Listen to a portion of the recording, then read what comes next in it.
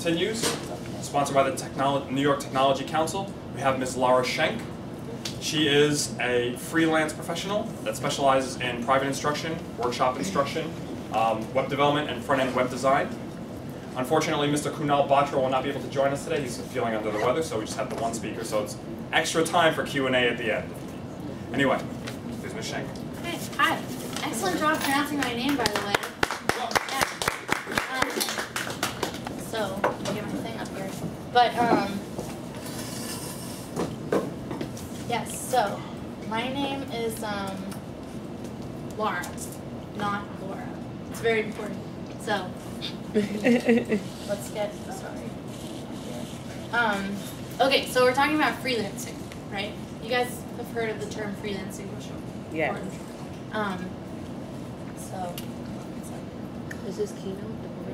no, this is actually a little web kind of thing. Okay, so title of the talk here: freelancing for the win? Question mark.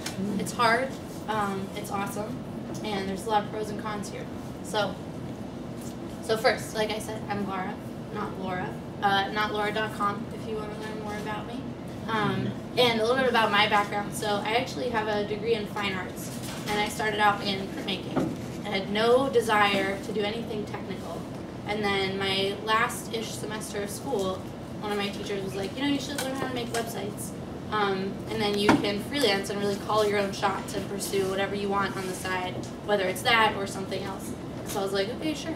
And so I've pretty much been doing that full-time for like 3 years or so since school. And I've worked with startups a little bit, so I was with a startup for a year. And but mainly I work with small businesses and individuals, and I love teaching. So I've taught a couple of classes, and I do a lot of one-on-one instruction and talks like this and workshops. So, but I really love it because I can just do whatever I want, right? To an extent, right? So freelancing. I hope you guys probably can't read this entirely, but that says freelancing, a dirty word. I say dirty word because sometimes I don't necessarily like identifying myself as a freelancer because I feel like that's kind of, gives the impression that I'm like scrapping for cash, or that I'm broke and I'll just take any project that comes to me, which is not true. So this is what it is, right? When you're a freelancer, you're a business owner. Like you're an entrepreneur, you're developing a business, you have services, and you provide them to a target demographic. You go through the business planning stage, and you have a business plan, you work with other people, have an accountant, a lawyer, like you're real business owners. So it's not this, right? I'm not like begging, please give me a job. It's not like I'm in between jobs and needing work. So, there's also, the term contractor, which essentially you are doing the same thing as freelancing, but they're usually longer term contracts and you're working kind of full time. And so the difference between a contractor and a freelancer is that a freelancer is very like project by project, and usually they're shorter terms. You work with a lot of different people and you work with clients individually and very one-on-one sort of thing. You're responsible for everything, right? So, talk about some pros, good stuff, right? Living the life. Like this, unlimited vacation days, right? This summer, I was like, all right, everybody, I'm going to Europe for a month, so I'm not going to be checking my email. You can figure it out. And, that's amazing. And definitely a huge perk, so I don't have to fit it into 2 weeks. Like, next week, I'm going away for a while. And, of course, like, still worried about things a little bit, but essentially, it's your schedule. Work in your pajamas. That's great, right? Work at home. You can work from wherever you want. Work while you're on vacation, what have you. And then next, no boss, right? So you call your own shots, like I said. I'm doing like a small internship now, and I have a boss, and it's so uncomfortable for me because I'm like, oh, well, why don't we do it this way? Like, I think it would be better this way. And instead of just like going and doing it like I would normally in my business, you have to check with someone, you have to get the okay. And it's hard to go back to that once you've had a taste of like really doing it on your own. So that being said, some cons. Right? So basically the same stuff. Might go on vacation, But all of those things are still there. They're still in your mind. Like you're, you're gonna be looking at your email because there's a lot of people that are counting on you specifically, right? And I might have like 5 or 6 projects going on at the same time, and then I also have clients that are still coming back to me for various support on sites that I've done in the past, and so it's a lot of headspace, and it's really hard to actually take a break from that and get away. Indeterminate income, right? So, I talk about like freelancing is not scrapping for cash. It's really not. But you also might make 50% of your income in 1 quarter, depending on how contracts go through. And like along these lines too, it's just like dealing with clients. It's like, can you pay me, right? I sent you an invoice. It's due in 14 days. All you have to do is click like pay with PayPal, and it's done. But people, drag their feet, and it's tough. It's really tough, especially when you're, getting contracts started. I always require like 40% of the estimated price in order to begin a project, and that takes so long for some reason, right? And you need to, be very firm about I did this work, and you will pay me for it. And there's a great video by a guy that was on Creative Mornings. Have you guys heard of Creative Mornings before? No, definitely look that up. It will, if we can send links out, I'll send. But there's one coming up soon. But it's an event on Friday mornings in Brooklyn. But they bring in various creatives to give a talk about kind of a general topic. But this guy gave a talk called "Fuck You, Pay Me," and it was all about freelancing and like getting people to pay you and like respect your services and taking it really seriously. So fantastic talk though. So we'll send a link to that. But again, like you don't know when you're going to be paid. It's not a regular salary unless you can get kind of a retainer situation, which is like the holy grail of freelancing because you have more of a set income. Like you say buy 10 hours a month at this rate, and you're guaranteed that money every month, hopefully.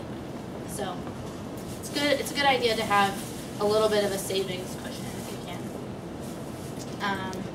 Next, right? So it's great to not have a boss, but the flip side of that, it's like you are the only one accountable for this stuff. So you can't go to your boss and say like, oh, how do I do this?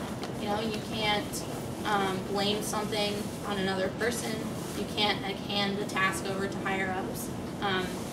You have very little guidance in what you do. So everything you are accountable for, which can be very tough and exceptionally stressful. So when you're talking about issues with like a client relationship, they come to you and you have to figure it out. You have to solve it. So tips: how do we get around these pros and cons? Right? I will tell you.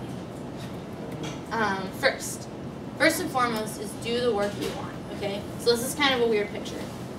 You guys probably can't see it because it's small, but I'll tell you. So there's another great article which I have in these slides. It's about getting the work you want. So like as a freelancer, it can be tempting to just take these small projects. And like as you're starting, sure, like you can make some money that way.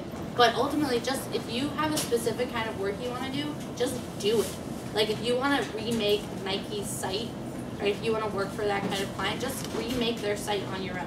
Right? Maybe it's a free project at first, but so this picture is from a guy who did a complete rebranding of Microsoft just on his own, like seriously, went through the whole deal of like what a billboard would look like, what redesigning what the Surface tablet would look like, a huge amount of work, and then Microsoft sees that and hires him, and he gets an awesome job there. So.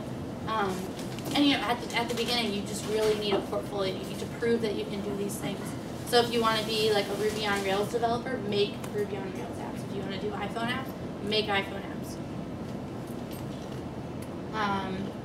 Do not work in your pajamas. That sounds fun, right?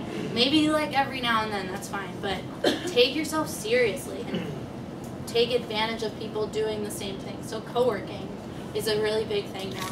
And so I moved to New York in September, or Pittsburgh, and I joined a co-working space called New York City that's downtown by Chinatown, and it has been so amazing. Like I, attribute everything that I've done in New York so far to that, because you immediately are welcomed into this amazing network of really talented people that are doing what you're doing. So when I talk about like you being responsible for all these client issues and like awkward emails and like getting paid, you can just ask the person next to you, like, hey, can you like proofread this email please, because it's a really sensitive issue, I'm not sure how to handle it. And they'll be like, oh, I've dealt with the same thing and it turned out this way, so let me give you my advice. And it's an incredible network, and you get work. So at New York City, there's this email list, and a lot of times people send around jobs. So it's like, oh, I need a WordPress developer, which I do a lot of like custom WordPress themes. And so I email and I get work that way. And so it's, you know, it's amazing. And as a freelancer, 100% of my work has come from either in-person networking or referrals. Like, I've never responded to anything on a job board. It's all through other people, which sounds really scary, but it's like a network is so important, and co-working, that's there for you immediately. So next, take an improv class. What? That's weird. Well, okay, so like I was just saying, everything comes from relating to other people. So I got kind of very into improv back in Pittsburgh for about a year, and just the social skills and like people skills, you know, speaking skills, whatever, is all from that. Because in improv, you're like forced out of this comfort zone, and any kind of performance, it's like that. But I highly recommend taking an improv class. It'll like open a lot of new doors for you, and it becomes much less scary to go to a networking event where there's that awkward like, a little glass of wine, like look around, like, try to find someone else who's not talking to anybody. You know, once you have this like you know, comfortable sense of like, oh, I can walk up and talk to somebody. It's just about communicating like person to person, and you're not thinking about it as like, oh, what am I looking for? Like, I need a job. Like, am I talking to people? So, and you know, like I said, most of my work comes from in-person networking like that. So it's really important to kind of get those people skills, and improv is one great way to do it. A lot of companies have like, you know, corporate improv training. People come in and do like that. So it's really, really valid. Next is be pro, right? Do real business things. So like, I have a contract. I have a lawyer that, you know, helps me with the contract. I have an accountant. And sure, like, these things cost money. Like, lawyers are not cheap, right?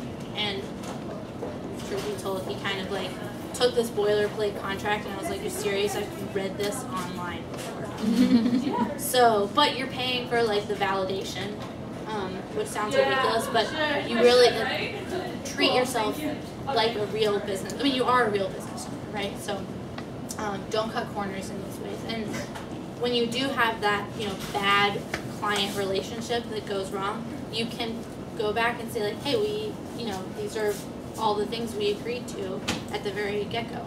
So it's really good. And make them look nice. You know, if you're a designer, like, spend some time on your contracts and design them, and really, like, you know, put the effort in, because it really shows when you treat your clients with the respect. Because it is respect if you put this much time into your own business. Yeah, so, just so you guys know. So I wanted to like touch on the idea of like women in tech also. And so this is kind of my feeling about it. I don't know if you can read this thing, but this girl has a sticker that says, "This is not my boyfriend's computer." So this kind of thing like really pisses me off, because I'll go to an event and maybe I'm one of 10 women in a room of 100, but like, who cares? Like, be good at what you do, and people will respect you for that. Okay, and I'm sure there's like harassment and sexism, everything goes on in every industry, but don't let that like keep you back, and don't think of yourself as special for that. It's not a big deal. Like, there's a lot of you know, like, sure, there are like women's groups and like women support groups like for business, and like getting people into tech and teaching them the skills, which is great, and like I would love to be part of that, and getting more women in the industry is amazing. But I don't think it's like, it's such a thing, and I don't think it should be. Like, basically, if you're good at what you do, you're good at what you do, and it's that much cooler if you're like a minority doing it, right? So that's my 2 cents about that. I don't want to like talk too much about it, but that being said, Questions?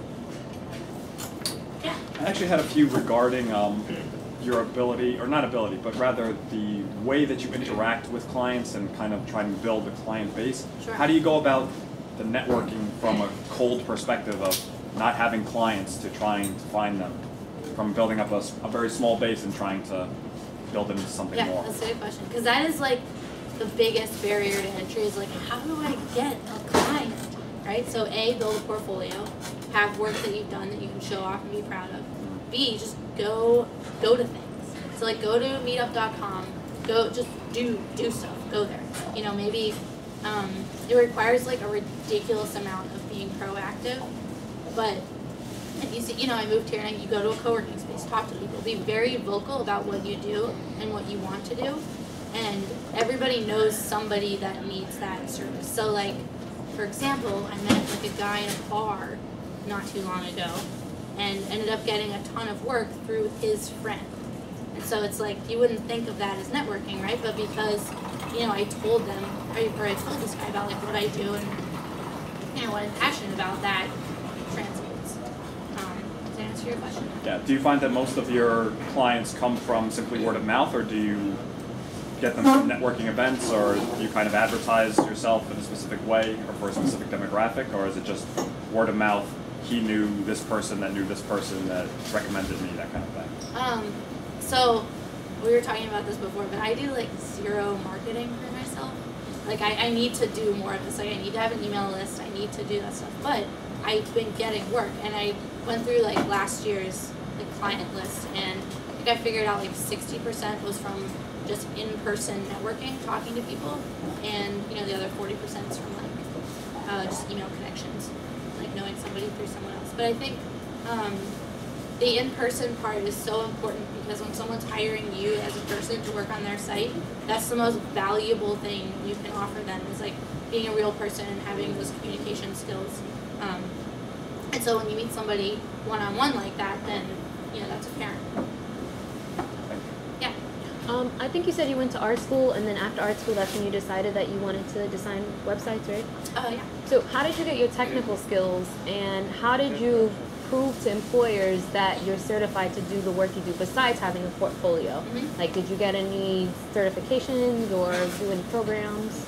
I am like 97% self-taught, which is like, I mean, so it always amazes me when people hire me to do something, they don't do any kind of like check on my technical skills. I mean, other than, I know it sounds like, I mean, I'm good at what I do, but it's really has surprised me. Like I'll have this, this connection, like an email connection, where someone hasn't necessarily met me, and it's like, okay, here's my portfolio, and they're like, yeah, this is awesome, let's get coffee, and then like sign a contract, and you make my website, and yeah, so no certifications, nothing like that. I mean, I think a lot of it. Have any of you heard of the Imposter Syndrome? Yeah. Yeah, No. this is like okay, so. The imposter syndrome just means you're like plagued by this feeling that you have no idea what you're doing, and that you're like posing as someone that knows this stuff, and that's like completely bullshit. And I think it validates almost that you do know what you're doing, because you have that like, oh, I hope I'm doing a good job. So I think about that a lot too. Yeah. How do you, I don't know if you spoke about this earlier, I came a little bit late into your presentation, but how do you, living in New York City, how do you know what services are in demand and how to go about becoming a freelancer? I mean, I have a lot of hobbies that I like. I don't necessarily think I'm good at any of those to offer those services. So should I just go with my passion, or should I do a research and see what people really need in New York City, what small businesses need, what people need, what friends need, what friends of friends need, and then just kind of hone in on that and try to work on? I mean, how do you, there's so much that I would love to attempt, but there's just limited number of hours in the day, the year to do everything. So how do you pinpoint what you want to do, and how do you pinpoint what you can see yourself doing and be good at? Yeah, that's a really good question, because it's like, there are 10, so it's like millions of little tiny projects I could do, and especially like, I wear a lot of different hats. So I have this like designer, developer thing, also teaching, also consulting, also doing like UI UX, lots of different niches. But you know, figure out what makes you happy, and then there's always a need for it, and you just have to figure out how to phrase it. And I think figuring that out just comes from talking to people. Like, talk to people that, even if it's like, oh wow, this person's really inspiring to me, send them a cold email and just like make it sound friendly and just see if you get a response, or go to these random meetups and just talk and talk about what you want to do. And not everybody, but so many people are going to be more experienced than what you are, and a ton of advice, and just kind of synthesize all of it and figure out where there's a need. And then, marketing and that kind of stuff will definitely come into it. And see, give it a few months, and if it's not, if you need a different angle, then try that. And again, like, it's kind of like market validation, right? Just having these conversations and getting the advice, because people are very happy to talk about what they do. So, does that make sense? Yeah, yes, but I'm still kind of like, how do I figure out what I want to do when I want to be a freelance, and what area, tech or non-tech or creative or more. Well, research that too. I mean, obviously, like, a lot of research is involved. You can't just like go, ignorantly talking about a random topic that you enjoy. Follow blogs, follow industry blogs is really important. Stay very on top. Like, so in design and tech, everything's changing all the time. So be really on top of that. And if something sparks your interest, like, find some keywords, Google it, figure out who's doing what. It's a very, that's kind of like the big, like, life question, right? It's like, what makes me happy? What can I do? But it's a lot of just like testing and trying different things and figuring it out. So, no clear step-by-step answer, unfortunately. Yeah. Anybody else? Sorry, could you be a little bit more specific about that self-taught portion? Like, I think you're more resourceful than I am. So what did you do? Go to YouTube? Did you look on these blogs? Like, how do you teach yourself what you want to know? So this is what I try to do in a lot of my, like, one-on-one stuff, too. It's all about, like, having a problem first and needing to solve it. So there's this GIF. I should put this in my thing. There's this GIF animation of this guy. And so it's, like, what non-programmers think programming is. And it's this guy's just like, la, la, la, la. But that's not what it's like at all. Like, it's all Googling. And, like, you try something, like, oh, I think this will work. You try it, it doesn't work. Try something else, it doesn't work. Google something, that doesn't work. Google it again, and then maybe it'll work if you're lucky, right? So I think, like, in teaching yourself, it's all about learning that architecture of how to solve these problems, right? And, certain things like, like object-oriented programming concepts are very heady and hard to understand. That kind of stuff is hard to teach yourself. But understanding, like, actually how to make something, have something in your mind. Like, I was saying, if you want to redesign Nike's website, just do it. And as you're doing that, you know exactly what you want to do, and you know what the outcome will be, and figure out what steps you need to take to, like, what kind of technologies you need to know to do that. So, you might figure out, do I want to make, like, a static HTML page for this? Do I want to make a WordPress thing for this? Do I want to do that? Do research, figure out the different possibilities, choose one, do that, then you'll realize it was probably the wrong thing to pick, and do another one. But you're better off because you've learned that other thing, right? And again, just, like, follow industry blogs and be very on top of all the new things that are coming out, even if you're not necessarily using them yet. Does that answer your question? Yeah. So I think, the most important thing is have a project in mind first, and then figure out how to do it. So, yeah. Anybody else?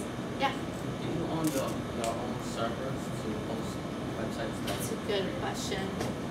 And hosting is such a pain. I mean, I haven't figured out a good solution yet, but so I could, like, make a lot of money from hosting client sites, and I have a few that I'm posting on, like, a reseller plan, but then they come to me for, like, tech support stuff, and I do not want to be doing that. So right now I have people just sign up through an affiliate link, so I get, like, $1 a month if someone signs up through that, but just through a third-party company.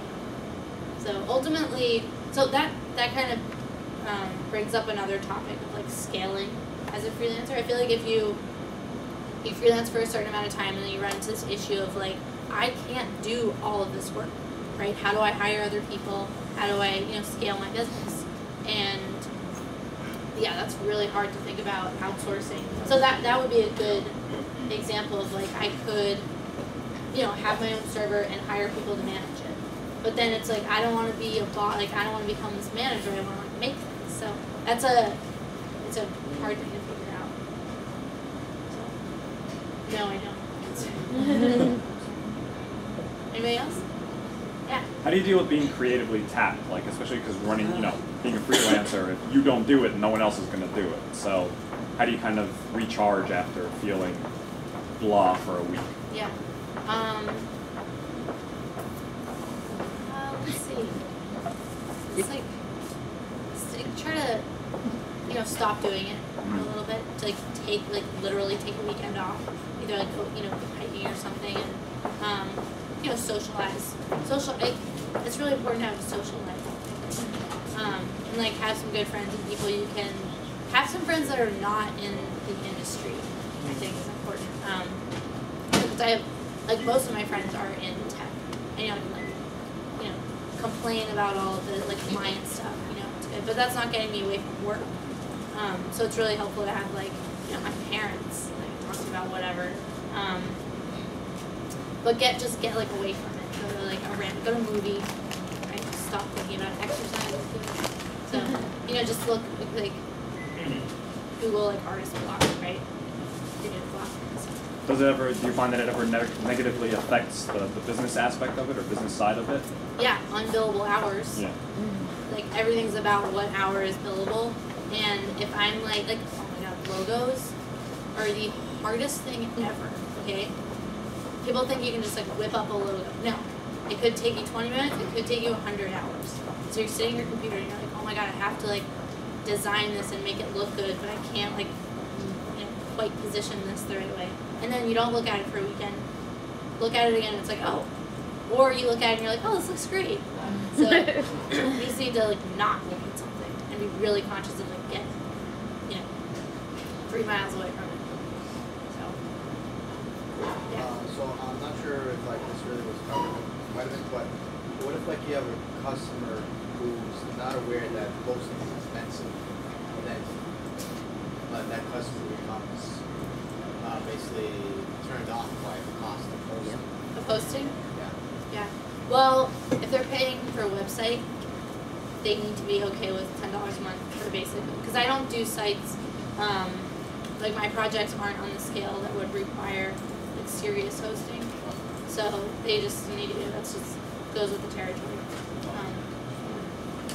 Yeah. Can you talk a little bit more about, you said that you taught yourself, how you ended up getting your first client or starting your business? Oh, yeah. Your business, and how do you figure out things like pricing? Oh my god. Pricing is so hard. So hard. Okay, so how did I get my first client? I guess it was did some free things, I think. I mean, my first client was myself, I guess, making a portfolio site is a good place to start. I worked with this artist guy in college who just found me through a teacher or something. And I made him a WordPress site, and it was a weird project, but baby. So again, word of mouth. Of course, if you're in school, you have this really nice little bubble of safety and connections. So take advantage of that.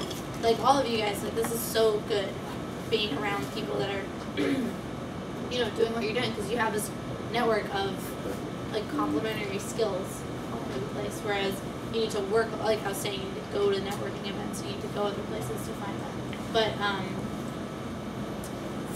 from that first guy, I started doing higher paying things, and then had some bad ones, some awkward things where I'm figuring it out. But ultimately, start cheap. So if you want to hear some actual numbers, which is really taboo to talk about, and it shouldn't be. So my first project like that, I did for $40 an hour. Then I got another project, which was actually for a pretty big casting company in Hollywood. It has New York and LA offices, so it was a big client, which is scary to think about now. The project was a little bit rocky, but I charged $50 an hour. And for that kind of service, I'm thinking, all right, it's okay if I'm learning on this because they're paying me so little for what this company is. That's kind of like a shitty thing to say, but you know, you ultimately can come back on the thought that like, okay, people are getting what they're paying for. Like I am inexperienced. They're not paying me very much for this. But of course, like be open about that and be like very clear. Like, you know, having an open line of communication with clients is so important. Do not email. Like, email is for coordinating other means of communication. Like you need to have tone of voice, especially when you're discussing like revisions and giving feedback. But okay, so back to pricing. So there's like hourly, like there's kind of 3 types of pricing. There's hourly, there's fixed rate, and there's also like value-based pricing, which is sort of a mixture. So that's kind of like example of value-based pricing would be like, I'm gonna make this logo for you. I have 20 more years of experience, so I can charge 20 times more. Because doing design work like that, a lot of times it's just about the experience you're bringing to the table. So my rate, like back in Pittsburgh, went from like 60 an hour to 85 after I left. And I was mainly doing fixed rate projects there, which can end really badly because it's really awkward when you get to that stage. Like in a contract, you'll say, okay, there will be, you know, 2 payments of X and Y that will total this. Any revisions beyond what we've outlined in the project scope will be billed at this hourly rate. The projects I do are like small enough that that hourly billing is significant for people. So after these fixed rate projects, you're, in my mind, I'm like, oh, I'm gonna make more money from this than what this initial number is. And then it becomes really awkward because they don't want to pay for these revisions.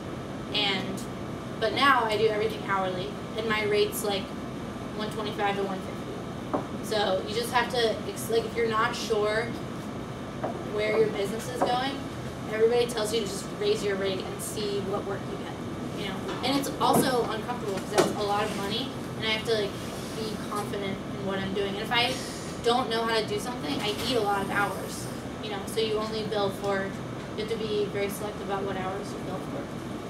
So that's the long answer. Yeah.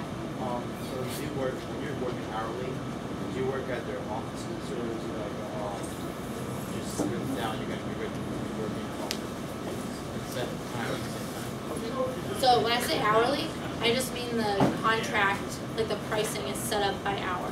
So I say, I estimate this site to take 40 hours. You pay me for 15 hours up front. And then when I get to that 40 hour, like they're paying by the hour. So if it takes 35 hours, the project's only going to be that much. And I have like a client portal, so to speak, where they can log in and see the hours as I'm going. And so if they have a problem with it, like you have access to this, you need to tell me. But something like maybe what you're talking about is a larger contract with a company that wants you to be on site. I do not do that.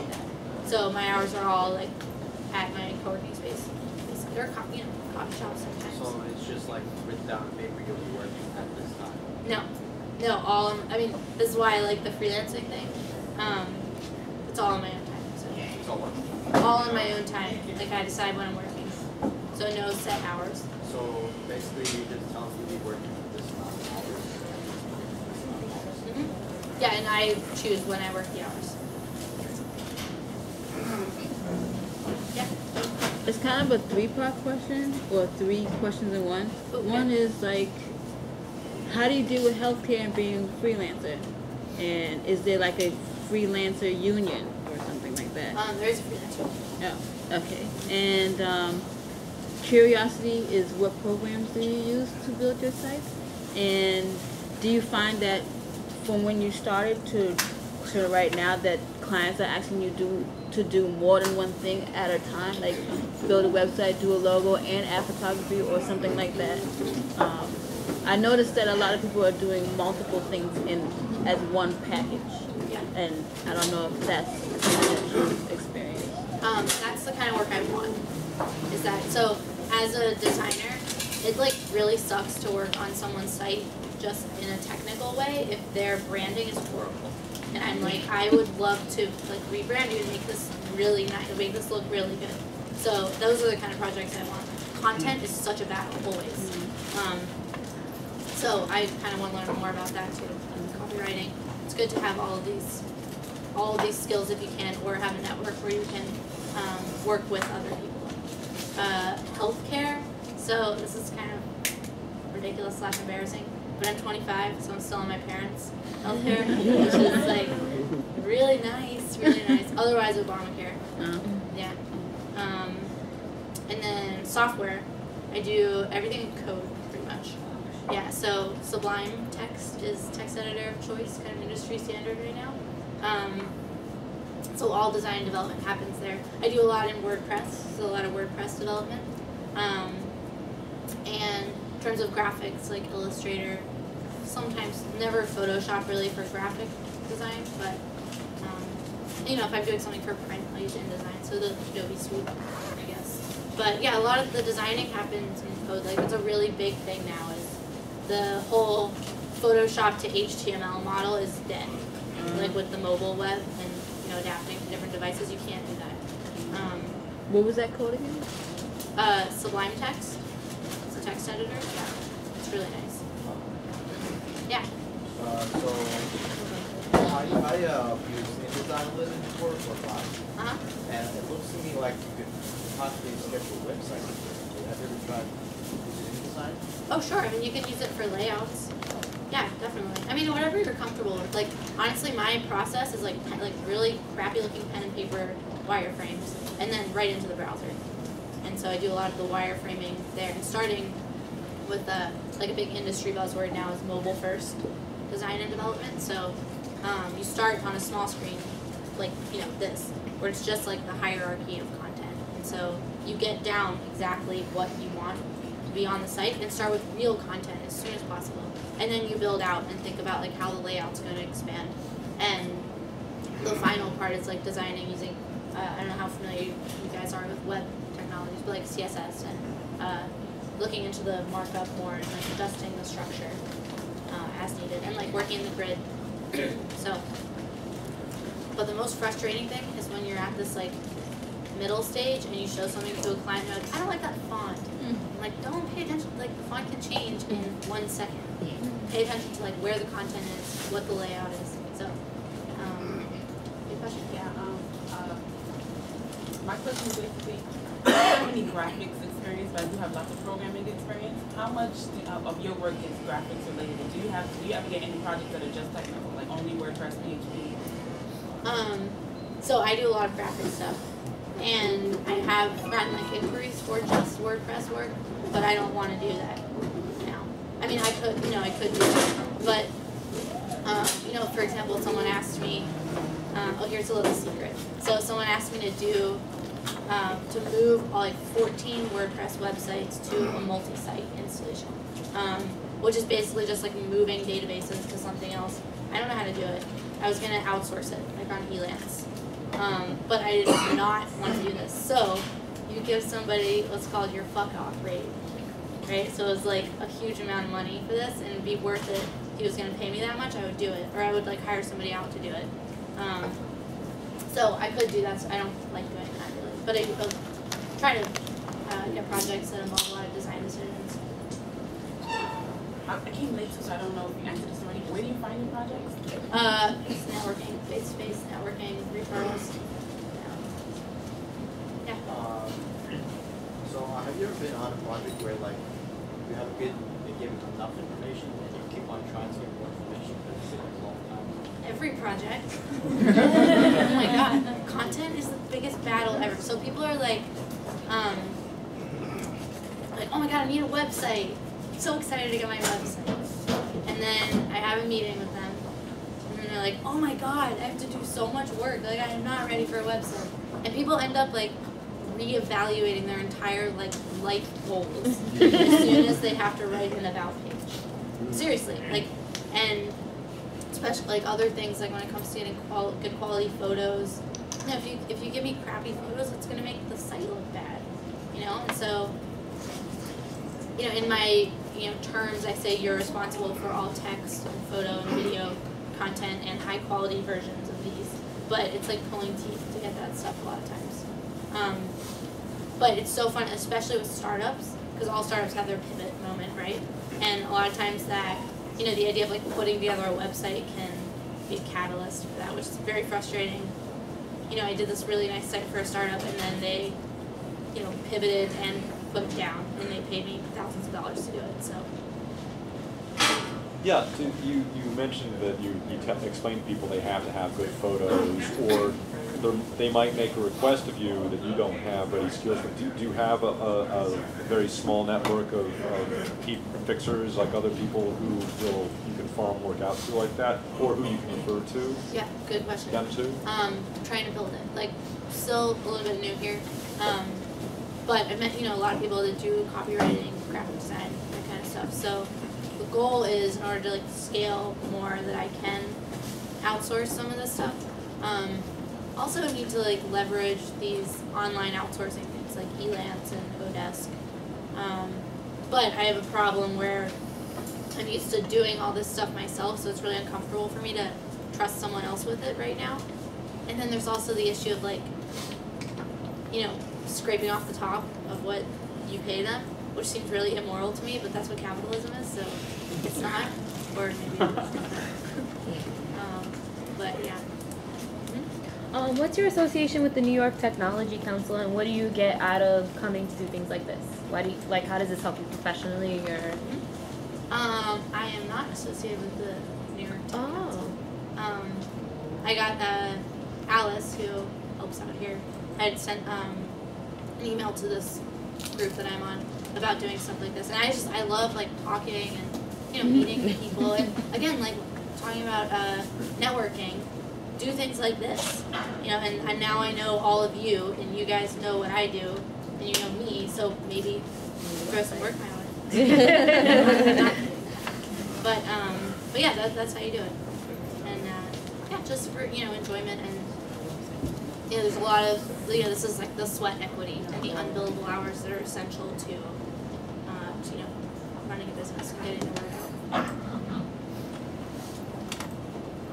Yeah. Okay, how do you handle situations where you're building out or updating an already existing website? If you've done that, I'm pretty sure.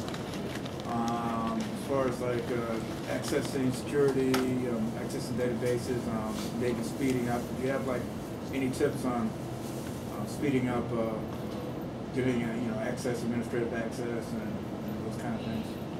It's very annoying.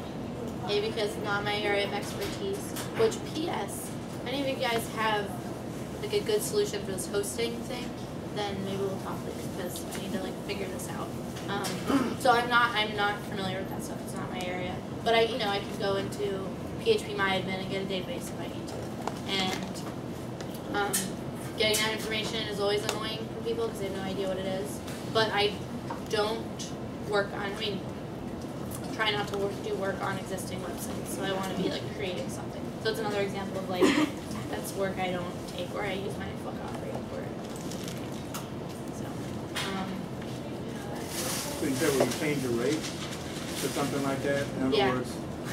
That's not exactly what you said. I know that sounds like sleazy, but it's like hopefully not. Yeah. What were your longest and shortest projects? Starting from like meeting the clients and having yeah. So I did do kind of a contracting thing with a startup.